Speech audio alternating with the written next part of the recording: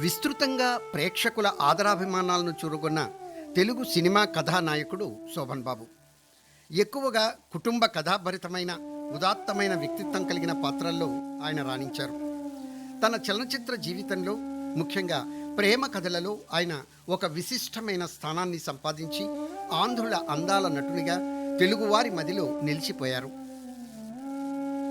శోభన్ బాబుగా మనందరికీ సుపరిచితులైన ఉప్పు శోభనా చలపతిరావు 1937 జనవరి 14వ తేదీన కృష్ణా జిల్లా చిన్న నందిగామ అనే గ్రామంలో ఒక సామాన్య రైతు కుటుంబంలో జన్మించారు. ఈయన తండ్రి పేరు ఉప్పు సూర్యనారాయణరావు. శోభన్ బాబు తన ప్రాథమిక విద్యను మైలవరంలోని కుంటుముక్కలలో పూర్తి చేశారు. మైలవరం ఉన్నత పాఠశాలలో చదివే రోజుల్లో శోభన్ బాబు నాటకాలపైన ఆసక్తి పెంచుకొని అనతి కాలంలో మంచి నటుడుగా పేరు తెచ్చుకున్నారు. ఉన్నత పాఠశాల చదువు పూర్తి అయిన తరువాత గుంటూరులోని ఆంధ్ర క్రైస్తవ కళాశాలలో భౌతిక శాస్త్రంలో బీఎస్సీ డిగ్రీ పూర్తి చేశారు. గుంటూరు ఏసీ కాలేజీలో పునర్జన్మ వంటి నాటకాలలో మంచి పేరు సంపాదించుకున్నారు. శోభన్ బాబు చిన్నప్పటి నుంచి సినిమాలంటే చాలా ఇష్టపడేవారు. తిరువూరులో కీలుగుర్రం ఆయన చూసిన మొదటి సినిమా కాగా ఆ తరువాత పాతాళ భైరవి, మల్లీశ్వరి, దేవదాసు వంటి సినిమాలను ఆయన బాగా ఇష్టపడేవారు. ఆ క్రమంలోనే ఆయన మల్లీశ్వరి సినిమాను 22 సార్లు చూశారట. ఆ తరువాత తనకిష్టమైన సినీ కెరీర్లో అదృష్టాన్ని పరీక్షించుకుందామని మద్రాసు వచ్చి న్యాయశాస్త్ర పట్టా తీసుకున్నారు. శోభన్ బాబు 1958 మే 15వ తేదీన శాంతకుమారితో వివాహమైంది. వారికి ఒక కుమారుడు, ఆయన పేరు కరుణశేషు. ఆయనకు 3 కుమార్తెలు, వారు మృదుల, ప్రశాంతి, నివేదిత. ఆయన తన కుమారుణ్ణి సినిమా పరిశ్రమకు పరిచయం చేద్దామని ఎప్పుడూ అనుకోలేదు. అతడిని విజయవంతమైన వ్యాపారవేత్తగా ఆయన తీర్చిదిద్దారు. లా కోర్సు చదవాలని మద్రాసు వచ్చిన శోభన్ బాబు నటనపైన ఆసక్తితో సినిమా ప్రయత్నాలు మొదలుపెట్టారు. ఉదయం కాలేజీకి వెళ్ళి మధ్యాహ్నం పూట స్టూడియోల చుట్టూ తిరుగుతూ కాలక్షేపం చేసేవారు. ఆ సమయంలోనే ఆయన తన పేరును శోభన్ బాబుగా మార్చుకున్నారు. పొన్నులూరు బ్రదర్స్ నిర్మించిన దైవబలం అనే చిత్రంలో హీరో ఎన్టీ రామారావు పక్కన ఒక పాత్రలో నటించే అవకాశం ఆయనకు వచ్చింది. ఆ చిత్రం అంతగా విజయవంతం కాలేదు. ఆ సమయంలోనే చిత్రపు నారాయణరావు నిర్మించిన భక్త శబరి అనే చిత్రంలో ఒక ముని కుమారునిగా ఆయనకు 2వ అవకాశం లభించింది. ఆ సినిమా కాస్త విజయవంతం అవడంతో శోభన్ బాబు పేరు సినీ రంగంలో పరిచయమైంది. అప్పటికే పెళ్ళై భార్యా పిల్లలతో ఉన్న శోభన్ బాబు వచ్చిన ఏ అవకాశాన్ని వదలకుండా సద్వినియోగం చేసుకున్నారు. చిన్న చిన్న పాత్రలను సైతం వద్దనకుండా చేసేవారు. పారితోషికం ఎంత ఇచ్చినా సంతోషంగా స్వీకరించేవారు. గూఢచారి 116, పరమానందయ్య శిష్యుల కథ వంటి సినిమాల్లో వేషాలకు కేవలం 1500 రూపాయల చొప్పున ఇచ్చిన, ప్రతిజ్ఞాపాలన వంటి సినిమాలకు 700 రూపాయల చొప్పున ఇచ్చిన ఆయన సమానంగా ఆనందపడేవారు. అలా నటించిన కొన్ని సినిమాలతో పాటు ఆయన పోషించిన నర్తనశాల చిత్రంలో అభిమన్యుడు, భీష్మలో అర్జునుడు, సీతారామ కళ్యాణంలో లక్ష్మణుడు, బుద్ధిమంతుల్లో శ్రీకృష్ణుడు వంటి పాత్రలు శోభన్ బాబుకు మంచి పేరు తెచ్చిపెట్టాయి. ఆ సమయంలో ఆయనకు అనువైన పాత్రలు లభించడంలో ఎన్టీ రామారావు, అక్కినేని నాగేశ్వరరావు ఎంతో సహాయం చేశారని ఆయన ఎప్పుడూ చెబుతూ ఉండేవారు. వీరాభిమన్యు చిత్రంలో అభిమన్యుని పాత్రలో హీరోగా శోభన్ బాబు తన నటనా చాతుర్యాన్ని ప్రదర్శించారు. ఆ వెంటనే సోలో హీరోగా నటించిన లోగుట్టు పెరుమాళ్ల కెరుక అనే సినిమా పెద్దగా విజయవంతం కాలేదు. అయితే ఆ తరువాత వచ్చిన పొట్టిప్లీడర్ సినిమా బాగా విజయవంతమైంది. అలాగే పుణ్యవతి చిత్రం బాగా ఆడకపోయినా శోభన్ బాబుకు మంచి పేరు తెచ్చిపెట్టింది. బిఎన్ రెడ్డి గారు తీసిన బంగారు పంజరం చిత్రం విమర్శకుల మన్ననలను సైతం పొందింది.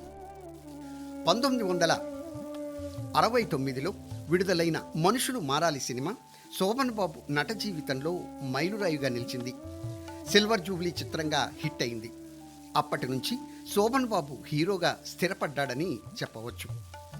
ఇక ఆ తరువాత విడుదలైన చెల్లెలి కాపురం, దేవాలయం, కళ్యాణ మండపం, మల్లెపువ్వు మొదలైన చిత్రాలు ఘన విజయాలు సాధించడంతో శోభన్ బాబు అగ్రనటుల సరసన ఒక విలక్షణ నటునిగా ప్రేక్షకుల గుండెల్లో సుస్థిర స్థానాన్ని ఏర్పరచుకున్నారు.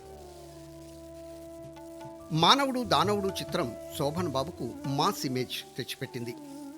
బాపు గారి దర్శకత్వంలో కృష్ణునిగా బుద్ధిమంతుడు సినిమాలోను, రామునిగా సంపూర్ణ రామాయణం సినిమాలోను పాత్ర పోషణ చేసి అప్పటికే ఆయా పాత్రల్లో సుస్థిరమైన ముద్ర వేసుకున్న ఎన్టీఆర్కు ప్రత్యామ్నాయంగా నిలిచారు.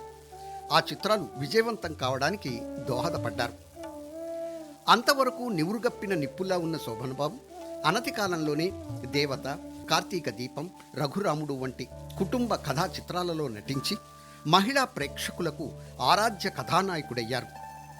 ఆ తరువాత వచ్చిన దాదాపు అన్ని కుటుంబ చిత్రాల్లో బాధ్యత గల ఒక కుటుంబ పెద్దగా, భార్యను ప్రేమించి అభిమానించే వ్యక్తిగా గౌరవప్రదమైన పాత్రలు ఎన్నో పోషించారు. అప్పట్లో అమ్మాయిలు తమకు కాబోయే భర్త శోభన్ బాబులా అందగాడు మాత్రమే కాకుండా ఆయన పోషించే పాత్రల వ్యక్తిత్వం కలిగి ఉండాలని కోరుకునేవారంటే అతిశయోక్తి కాదు. అందుకే నటభూషణ, సోగ్గాడు, ఆంధ్ర అందగాడు వంటి బిరుదులు ఆయన్ను కోరి వరించాయి.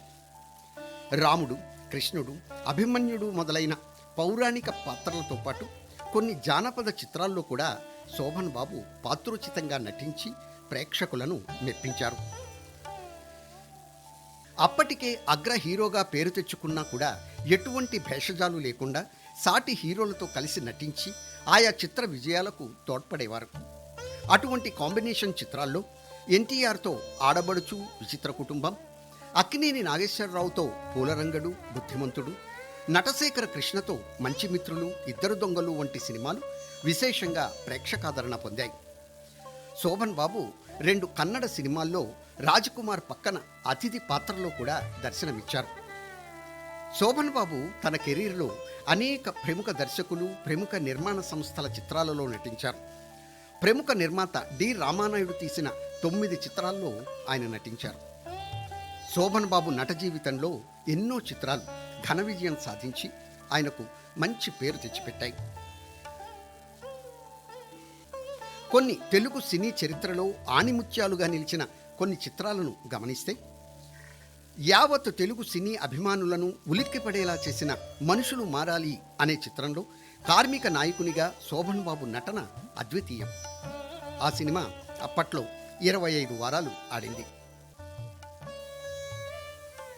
అప్పటికే అందాల నటుడిగా ఆంధ్రలోకమంతా అభిమానులను సంపాదించుకున్న శోభన్ బాబు నట జీవితంలో చెల్లెలి కాపురం చిత్రం ఒక కలికి తురాయిగా నిలిచింది. అంద వికారుడైన రచయితగా, చెల్లెలి కోసం తాపత్రయపడే అన్నగా ఆయన నటన చిరస్మరణీయం. తన కన్న కొడుకులు 3 అవినీతికి పాల్పడుతూ ఉంటే చూసి సహించలేక ఆ 3 అంతం చేసే తండ్రిగా ధర్మపీఠం దద్దరిల్లింది అనే చిత్రంలో శోభన్ బాబు ప్రదర్శించిన నటన తారాస్థాయికి చేరిందని చెప్పవచ్చు. ఇలా చెప్పుకుంటూ పోతే శోభన్ బాబు నటించిన ప్రతి చిత్రం ఒక ఆణిముత్యం. ఇక ఆయన అందుకున్న అవార్డులు, రివార్డుల గురించి చెప్పాలంటే లెక్కలేనన్ని ఉన్నాయి. 1970లో బంగారు పంజరం చిత్రంలో నటనకు కేంద్ర ప్రభుత్వం ఉత్తమ నటుడు అవార్డు ప్రదానం చేసింది. ఉత్తమ నటునిగా 5 సార్లు రాష్ట్ర ప్రభుత్వ నంది అవార్డు సొంతం చేసుకున్నారు. ఇక సినీ గోయర్స్ అవార్డు 8 సార్లు, ఫిలింఫేర్ అవార్డు 4 సార్లు, వంశీ బర్కిలీ అవార్డు 3 సార్లు ఆయన్ను వెతుక్కుంటూ వచ్చాయి. 35 సంవత్సరాలకు పైగా సాగిన శోభన్ బాబు సినీ జీవితంలో వీరాభిమన్యు, మనుషులు మారాలి, తారా శశాంకం, కళ్యాణ మండపం వంటి చిత్రాలలో విభిన్న పాత్రల్లో 230కి పైగా చలనచిత్రాల్లో ఆయన నటించారు. ఆయన నటించిన చెల్లెలి కాపురం, సంపూర్ణ రామాయణం, శారద, మంచి మనుషులు, జీవన జ్యోతి, సోగ్గాడు, కురుక్షేత్రం, మల్లెపువ్వు, గోరింటాకు, కార్తీక దీపం, మోసగాడు, దేవత వంటి చిత్రాలు శోభన్ బాబుకు మంచి పేరు తెచ్చిపెట్టాయి. సినీ రంగంలో శోభన్ బాబును క్రమశిక్షణతో కూడిన జీవన శైలికి ఉదాహరణగా చెబుతూ ఉంటారు. ఆయన ఎప్పుడూ ఎటువంటి వ్యసనాలకు లోను కాలేదు. ఆయన ఎప్పుడూ ప్రశాంతమైన కుటుంబ జీవితాన్ని గడపడానికే ఇష్టపడేవారు. ప్రతిరోజు సాయంత్రం షూటింగ్ అయిన వెంటనే ఇంటికి చేరుకుని కుటుంబ సభ్యులతో సమయం గడిపేవారు. వృత్తి కంటే కుటుంబంతో గడపడానికే ప్రాధాన్యతనిస్తూ అదే విషయాన్ని ఆయన తోటి నటులకు చెబుతూ ఉండేవారు. శోభన్ బాబు, కేవీ చలం ప్రాణ స్నేహితులుగా ఉండేవారు. ఆ తరువాత చంద్రమోహన్తో సన్నిహిత స్నేహాన్ని ఆయన పెంచుకున్నారు. ఆయన తన ఇంట్లో పనిచేసిన వారందరికీ ఏ లోటు రాకుండా సహాయం చేసి వారు ఆర్థికంగా స్థిరపడేట్లు చేశారు. ఆపదలో ఉన్నవారికి, సహాయం కోరిన వారికి లేదనకుండా దాన ధర్మాలు చేసేవారు. చాలామందికి ఇళ్ళు కూడా కట్టించి ఇచ్చారు. అయినా ఈ విషయాలు ఆయన ఎప్పుడూ ప్రచారం చేయించుకోలేదు. వ్యక్తిగా శోభన్ బాబు చాలా నిరాడంబరుడు. విపరీతంగా డబ్బు సంపాదించినప్పటికీ ఎప్పుడూ ఆడంబర జీవితం గడపలేదు.